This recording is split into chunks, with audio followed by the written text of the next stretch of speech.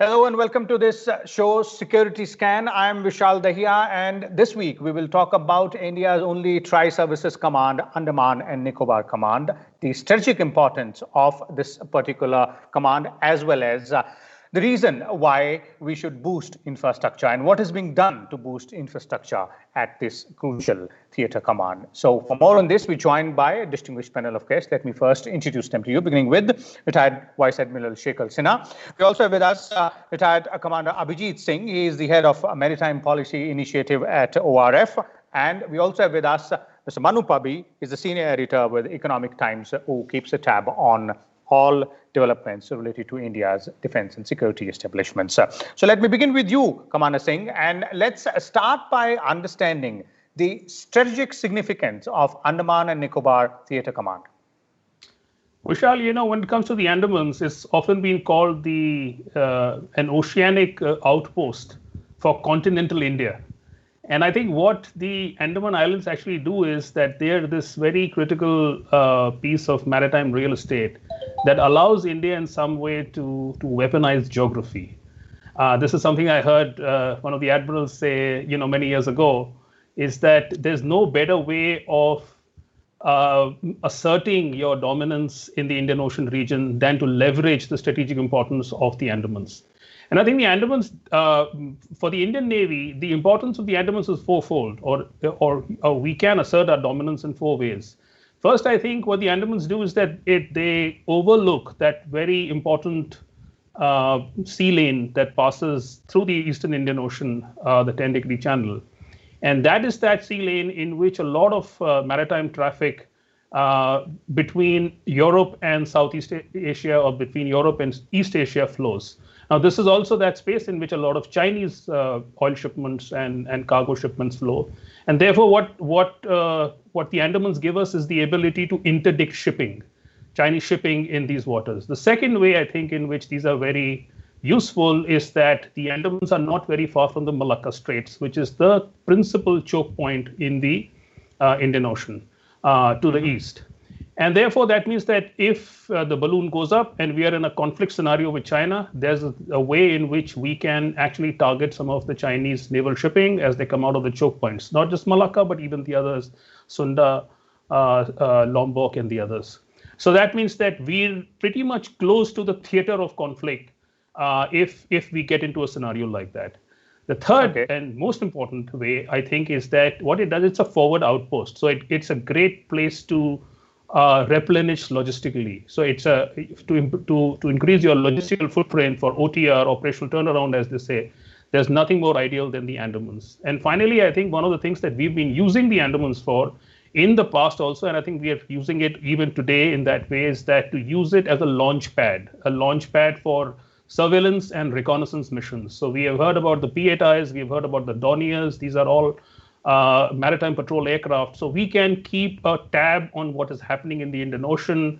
Some of these aircrafts have a great ASW capability. We can in some ways threaten China's submarines, China's other military deployments in the region. So the Andamans in many ways is that critical strategic Brahmastra that can somehow prove very handy if we get into a conflict scenario with China. And now we know that there's so much of infrastructure plans that have been announced. I mean, the plans have been on since 2015, but just in recent days, there's been a move to somehow fast track some of these plans to build bigger runways, to create greater facilities in these spaces, to have more men, more material, more ammunition. And that, I think, again, places India in a good position.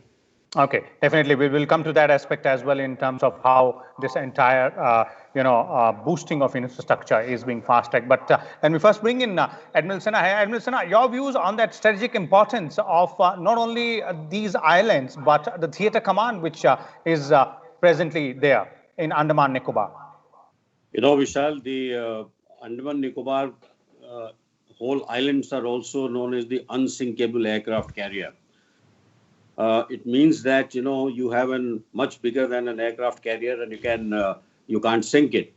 There are a lot of advantages, and there are certain restrictions. The ability to do some infrastructure development work is little bit small because it's raining all the time, and the land masses which are there they have their own limitation, a geographical limitation. And therefore, selecting a particular island and making it habitable, that is important.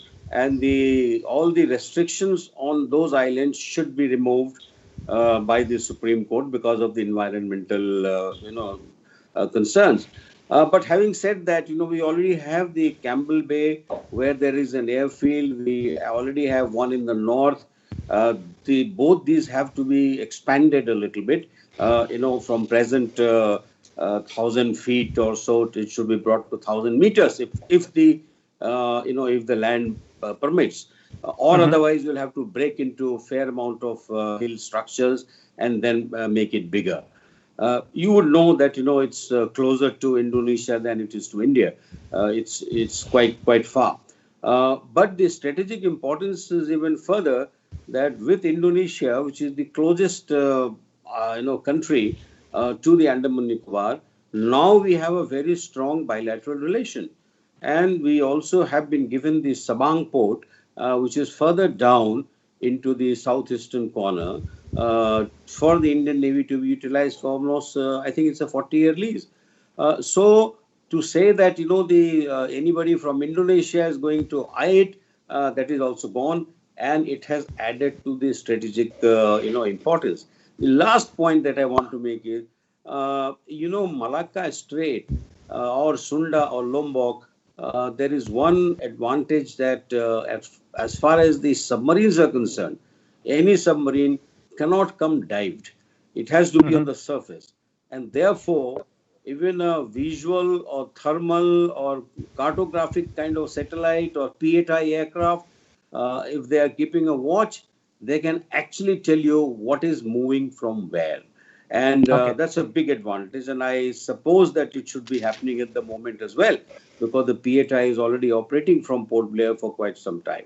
Because people have been asking that why India is not participating in this, South China Sea episode, which is going on. And then I have to insist that, Indian Ocean is a very large part of Indo-Pacific. So being in Indian Ocean all by yourself is not a bad idea, and still supporting the operation by having this intelligence sharing. So I think that is how it is that I see it. Okay. Manu, your views on the strategic importance, and as both the gentlemen put it there, it's quite very, very significant from a security point of view, from a strategic point of view as well. No, I agree completely with what both of them have said before. And there's one more dimension to it. See, the location of Andaman, it is also, the place from where we can reach out to Southeast Asia.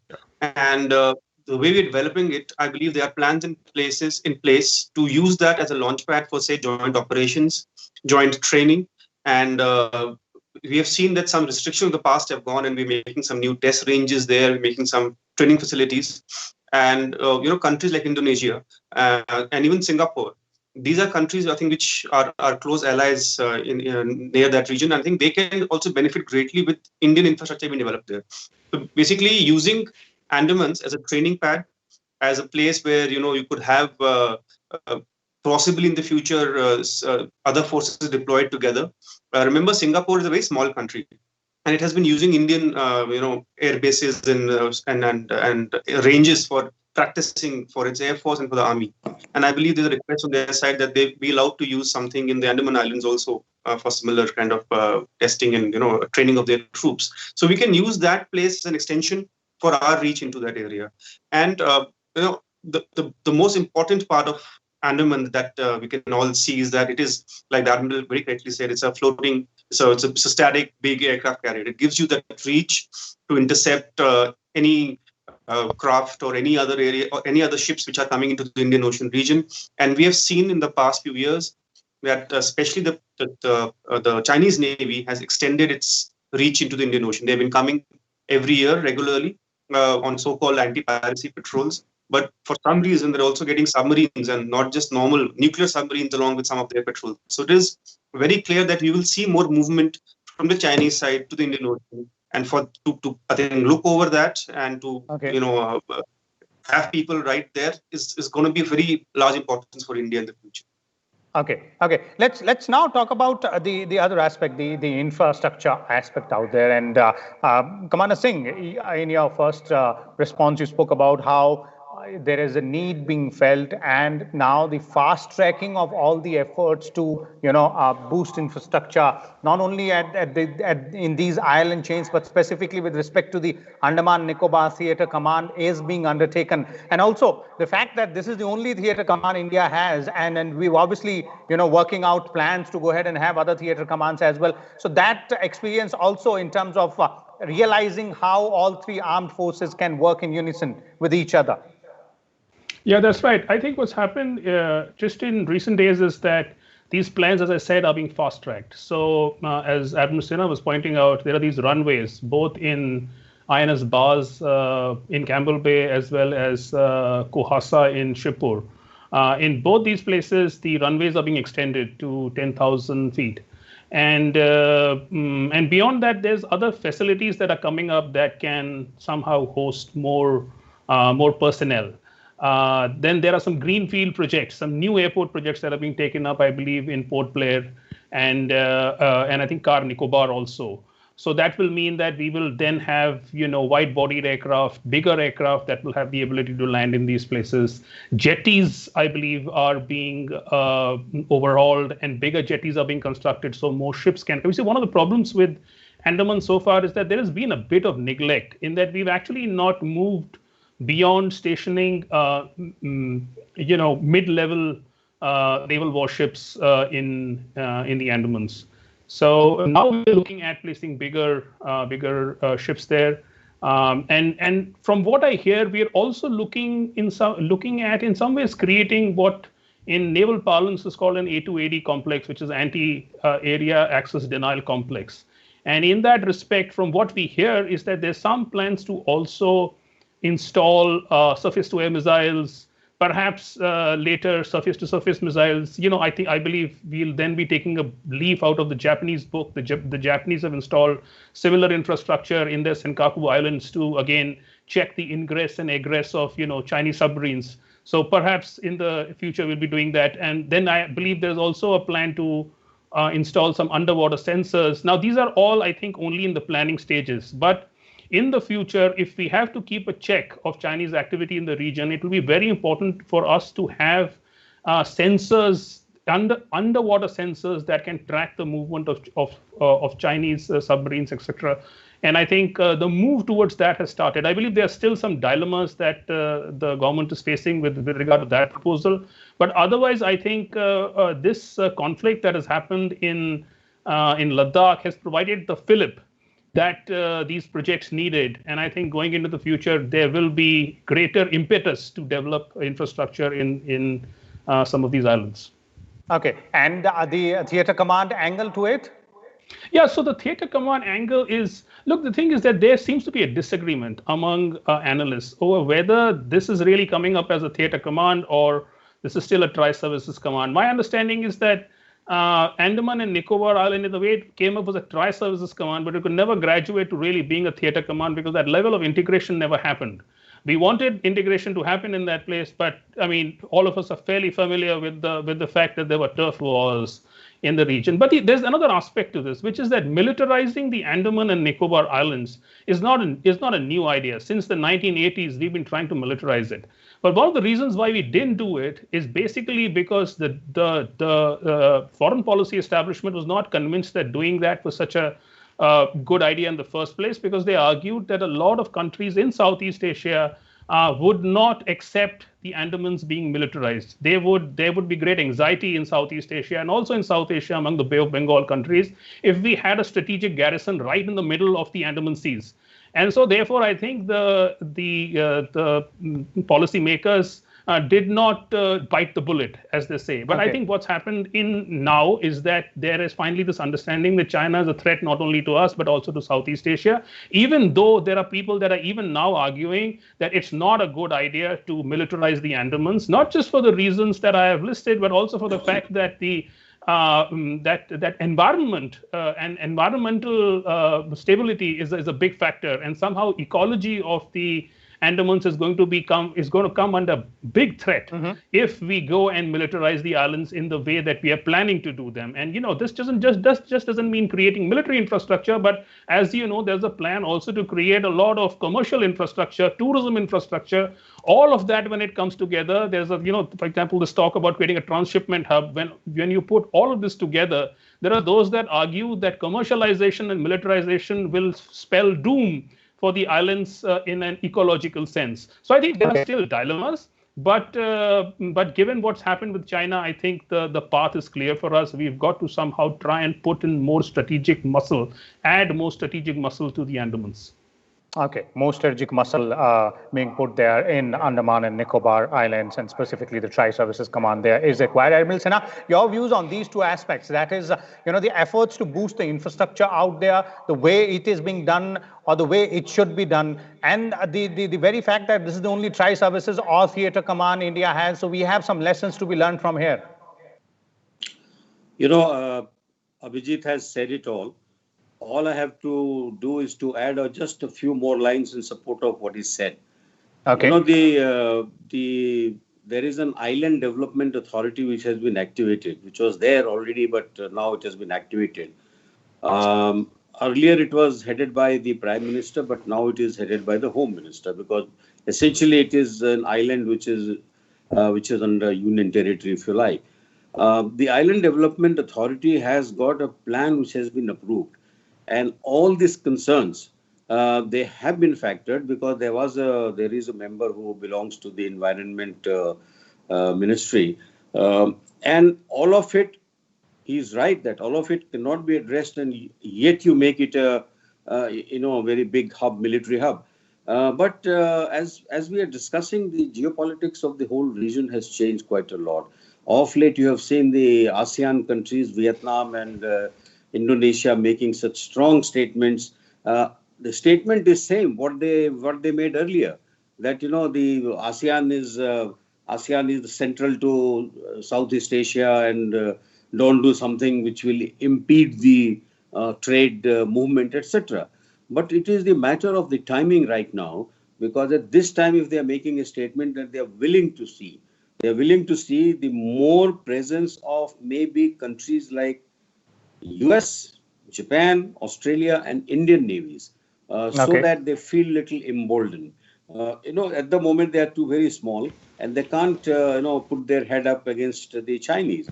So they find this to be a good, good opportunity. And therefore, if this plan is already active, then there is a need to expedite. But as I said, the working months are few. They are just about 3-4 months that you can work in Andaman Nicobar. So they are very time consuming. Some of it has already commenced, and some of it is on the pipeline. But having said that, let us not forget that the Andaman Nicobar, the bottom end is sticking towards Indonesia, and we can also see the traffic from Campbell Bay of the ships and submarines who are negotiating some of these points, which are not choke points, but from where the submarines can come dived. And that is where this underwater sound apparatus, something like the SOSUS, which used to be there in the Cold War days between the UK and Greenland, so that it could keep track of all the nuclear submarines. Now, that is an important one. And it is nice thing that we have had a agreement with the Australians, and Australia has agreement with the Indonesians. And the Australian Prime Minister did say that he will work towards getting it trilateral. So I can see a trilateral of Australia, Indonesia, and India emerging, which will give you a handle on putting such apparatus and utilizing that, or if time comes, to block that as well.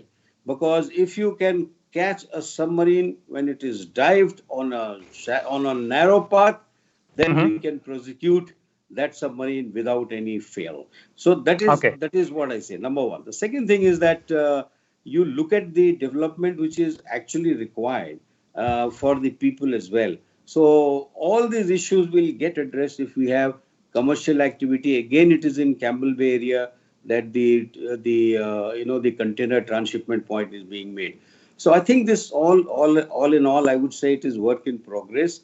which had not progressed. And now with the present government and the changing geopolitical sort of canvas of the whole world, where ASEAN is central to everything, and that place is so close to ASEAN that we have no hesitation in saying that, yes, we agree that ASEAN is central, because we know that our Andaman Nicobar Island is very close to that center.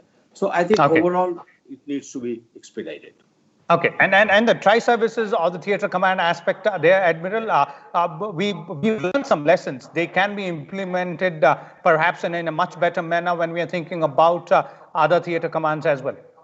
No, you are absolutely right. And there are a lot of irritants. Some of the irritants have been removed. The biggest irritant was using of land for infrastructure development. As you know that each service, Army, Navy and Air Force, they have some land holdings in those islands, so in fact all over the country. And anytime, if you have had a army commander there as the Singh, then the Navy would not part with its land. The Air Force wouldn't part with its land. If there was an Air Force Air Marshal who was commanding Andaman Nicobar, then likewise. What has happened is that Act has been passed where it is called the Joint Services Land Holding. And any commander-in-chief can actually exercise that power to use any of the lands for development of the military infrastructure.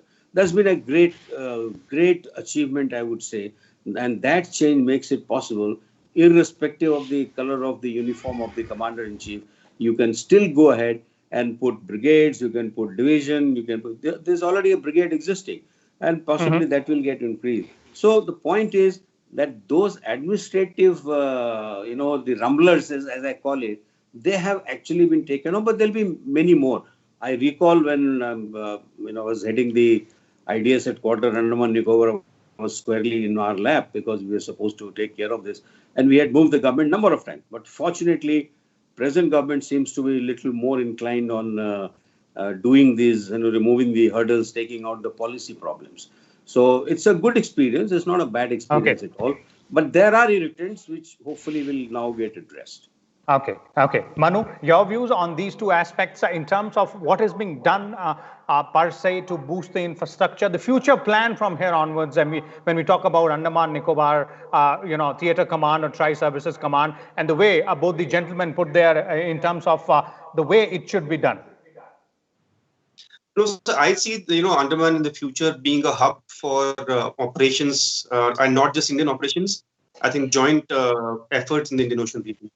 This when you sign a logistic sharing agreement with other countries, we've signed it now with the US, Australia, with France. You can use their bases, but you also have to give something in return. So I see a lot more international navies, international air forces operating in this area, and I think our facilities there are going to be the hub for them for refueling, for supply, for turnaround. And I think that is going to be extremely important for us in the coming days, because we'll need allies. India is a big country, but the ocean is bigger. And to man all of it, to keep an eye on all of it, you can't do it alone. It has to be a joint effort. We have really good relations with Japan. I think they are helping us quite a bit in Andaman Nicobar Island itself. The gentleman already talked about submarine sensors. I believe Japanese have some of the best technologies available for detection of submarines. I believe that there will be some jointness there to develop a system to be deployed in Andamans. And I think the formula that India is employing is that, unlike China, which creates military outposts outside its country, for example, they have one in Djibouti which is strengthened. I think India's policy is very different. It is creating allies and friends, and not necessarily posting your forces there. You boost a neighbor, you help him with infrastructure, you help him with something which enables him to carry out the task which has to be done jointly. And I see that happening, and I think Andaman Command will probably be the hub for that kind of partnerships in the region. In terms of how this theatre command has helped, I think it's a great learning lesson. We are in the midst right now of a full reorganization of the military. We're going to be having theatre commands across from north to south, and I think the Navy is going to have a maritime command.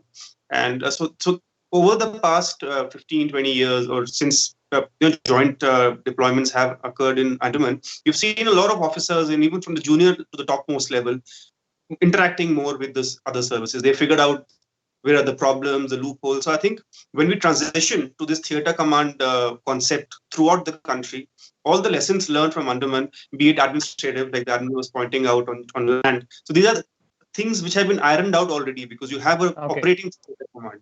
And I think that will be very crucial in the future when you say have a, maybe an Air Force officer commanding the Northern Command or something like that. When it happens, I think the differences have been ironed out quite a bit. I think these guys who have served in this in Andaman will be at an advantage when it comes to the theatre command concept being promulgated across the country.